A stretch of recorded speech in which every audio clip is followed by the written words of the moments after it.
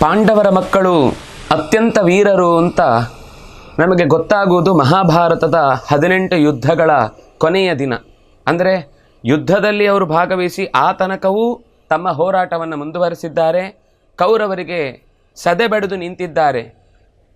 ಈ ಮಕ್ಕಳು ಉಳಿದದ್ದನ್ನೇ ಗಮನಿಸಿ ದುರ್ಯೋಧನ, ನಾನು ಹೇಗೂ ಈ ಯುದ್ಧದಲ್ಲಿ ತೊಡೆ ಮುರಿದು ಬಿದ್ದಿದ್ದೇನೆ, ಸಾಯ್ತೇನೆ, ನನ್ನ ಮಕ್ಕಳೆಲ್ಲರೂ ಕೂಡ ಯುದ್ಧದಲ್ಲಿ ಪ್ರಾಣವನ್ನು ಬಿಟ್ಟಿದ್ದಾರೆ. ಅಭಿಮನ್ಯುವಿನ ಕೈಯಿನಲ್ಲಿ ಲಕ್ಷಣ, ಇಬ್ಬರೂ ಪರಸ್ಪರ ಹೊಡೆದುಕೊಂಡು ಗದೆಯಿಂದ ಕೆಳಕ್ಕೆ ಬಿದ್ದಿದ್ರು.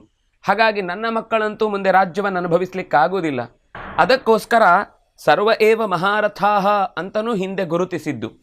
ಪಾಂಡವೇಯಾಹ ಸೌಭದ್ರಃ, ಉಳಿದ ಪಾಂಡವರ ಮಕ್ಕಳೆಲ್ಲರನ್ನೂ ಕೂಡ ಅವನು ನೆನಪಿಸಿಕೊಂಡದ್ದು.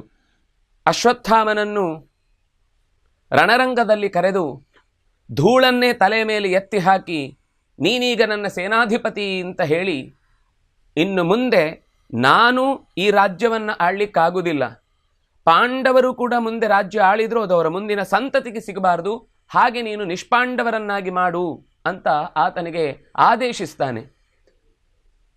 ತನ್ನ ಋಣವನ್ನು ತೀರಿಸುವುದಕ್ಕಾಗಿ ಅಶ್ವತ್ಥಾಮನು ಕೂಡ ಸ್ಪರ್ಧೆಯಿಂದಲೇ ಯಾವಾಗಲೂ ಪಾಂಡವರ ಜೊತೆಗೆ ಜಿದ್ದು ಬಿದ್ದಿದ್ದವನು. ನೇರ 18ನೇ ದಿವಸದ ರಾತ್ರಿಯ ಪಾಂಡವರೆಲ್ಲರೂ ಕೂಡ ಧೃತರಾಷ್ಟ್ರನ ಬಳಿಗೆ ಸಮಾಧಾನಿಸಲಿಕ್ಕೆ ಅಂತ ಹೋದಾಗ ಕೃಷ್ಣ ಕರ್ಕೊಂಡು ಹೋಗ್ತಾನೆ ದ್ರೌಪದಿಯನ್ನು, ಪಾಂಡವರನ್ನು ಕೂಡ. ಆ ಹೊತ್ತಿಗೆ ಅಶ್ವತ್ಥಾಮ ಶಿಬಿರವನ್ನು ನುಗ್ಗಿ ಅಲ್ಲಿರುವ 5 ಮಕ್ಕಳನ್ನು ಕೂಡ ತನ್ನ ಖಡ್ಗದಿಂದ ತಲೆಯನ್ನು ಕತ್ತರಿಸಿ ತಂದು ದುರ್ಯೋಧನನಿಗೆ ಒಪ್ಪಿಸಿದ್ದ. ಇನ್ನೂ ಒಬ್ಬನನ್ನು ಕೊಂದಿದ್ದ, ಧೃಷ್ಟದ್ಯುಮ್ನನನ್ನು. ಧೃಷ್ಟದ್ಯುಮ್ನ ತನ್ನ ತಂದೆಯ ಸಾವಿಗೆ ಕಾರಣನಾದವನು ಅಂತ ಯೋಚಿಸಿ ಅವನನ್ನು ಕೂಡ ಬಿಲ್ಲಿನ ನೇಣನ್ನು ಹಿಡಿದು ಚೆನ್ನಾಗಿ ಅವನ ಕುತ್ತಿಗೆಯನ್ನು ಹಿಸುಕಿ ಕೊಂದಿದ್ದ. ಹೀಗೆ ಸಾವಿನಲ್ಲೂ ಕೂಡ ತನ್ನ ಎದುರಾಳಿಗಳ ಸಂತತಿಗೆ ಮುಂದೆ ರಾಜ್ಯ ಸಿಗುವುದಿಲ್ಲ ಅನ್ನೋದನ್ನು ಗಮನಿಸಿ ಪ್ರಾಣವನ್ನು ಬಿಟ್ಟವ ದುರ್ಯೋಧನ.